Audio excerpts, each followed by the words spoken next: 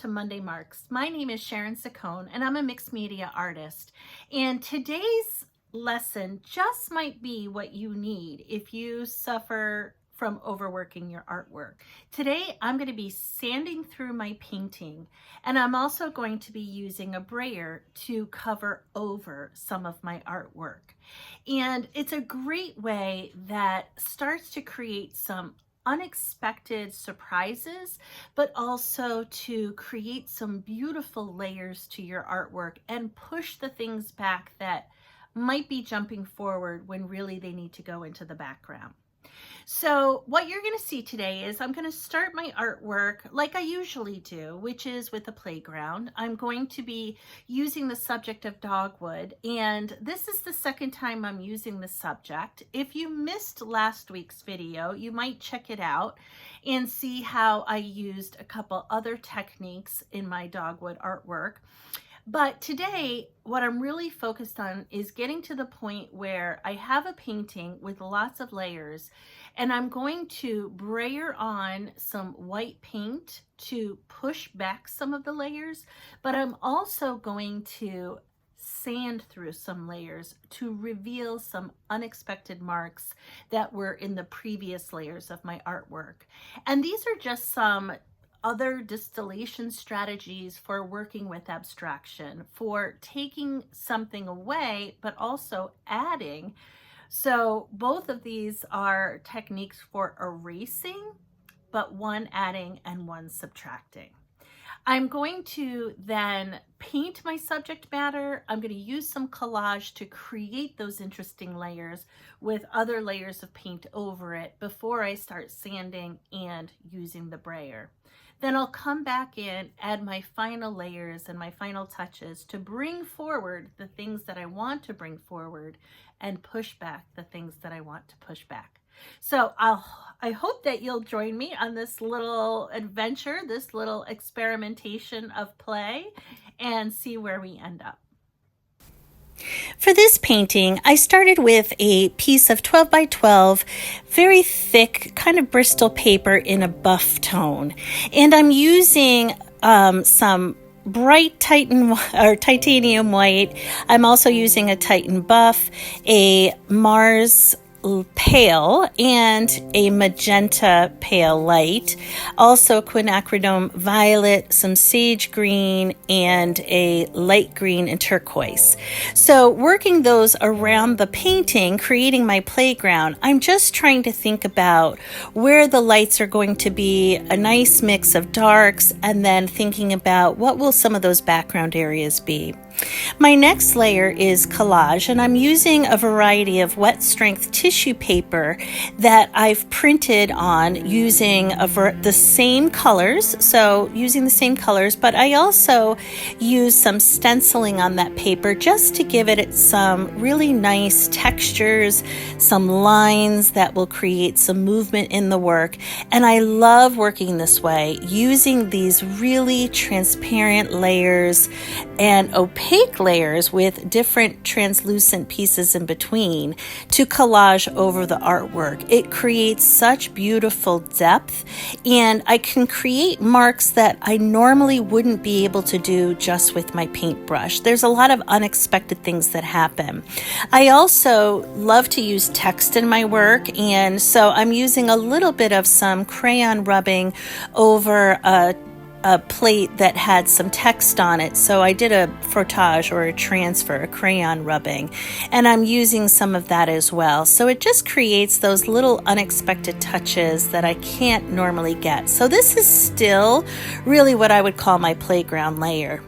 It's only after that, when I have a real good feeling for where my subject matter is going to go, now I'm drawing back into the surface. So I'm really thinking about where the dogwood is going to go, how I'm going to use that playground to really create the form of the dogwood flowers themselves.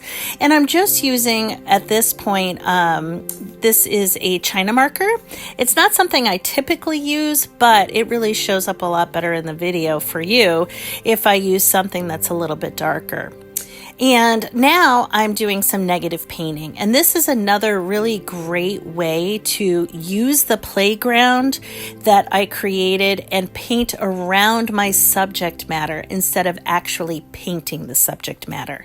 And I'm doing that with a variety of the teal mixed with some of that yellow green, some of the lighter colors, and then I'm going in and starting to add some of the darks.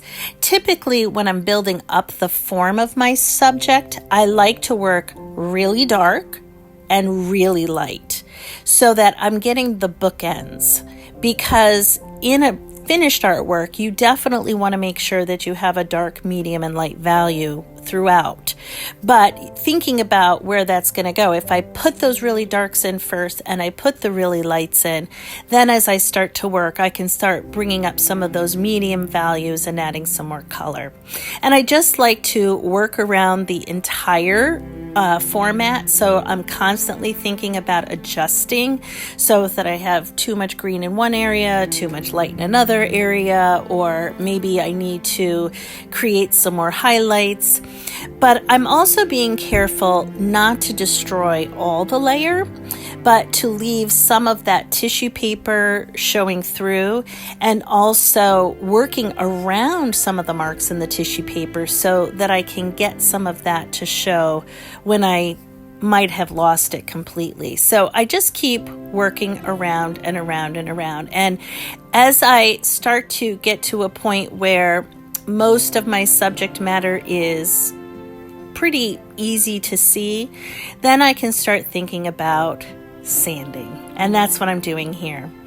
And I'm sanding through the layers. Now, this is actually the artwork that I started last week, and I decided to go back to that and use some of these same techniques where I'm sanding through to reveal some layers, and then I'm also using a brayer and some white paint to push some of the layers back. After I do that, it's a great time to come back in now and start really bringing forward some of the details that I want to stand out, and allowing some of those sanded areas to start to disappear into the background. And then just adjusting my collage so that the composition looks the way I want it to look. So adjusting some of the color of the background and some of the edges where the subject matter is meeting the background and letting it fade in a little bit. Here I'm also adjusting some of the brights, bringing some of the warm greens in and allowing those to pop forward, and then softening and cooling down some of the areas to make them push back. So here are my two finished pieces, and I'm pretty happy with them. Now that you've seen me go through this process, I hope that you'll start thinking about what would happen if I stopped adding and I started taking some things away and erasing and restraining some parts of the artwork that might be just a little bit overworked or coming forward when really they should be pushed back into the scene. So it's a fun technique, something that I don't usually do because I work on paper, and I wasn't sure if sanding away would sand too much of my paper. But in the end, it was fine. It worked out just great. And it's just handheld sandpaper, but boy, if I was working big, I wonder what it would be like if I actually took a sander to my artwork. I have a feeling that would create some really interesting techniques. All right, so thank you for joining me today. If you missed my last episode and you want to catch up on that one, you can do that. I also have a free workbook that you can look at and download that you can find on my website at SharonLSaccone.com. I have lots of free resources there, but I have a particular one right now that is 40 different approaches for abstracting from nature. And I've just been slowly working through a few of those ideas in the workbook and sharing them here on YouTube. And if you really want to go deep into your play, practice, and process, I would love for you to join my membership for artists called the Paste and Paper Playground, where we dive really deep into all different types of things just like this, and creating some artwork that really takes you deep into your practice. So if that sounds like something you'd like to join me on, I would love to have you in my membership. So right now, I'm going to say goodbye, and hopefully I'll see you next week.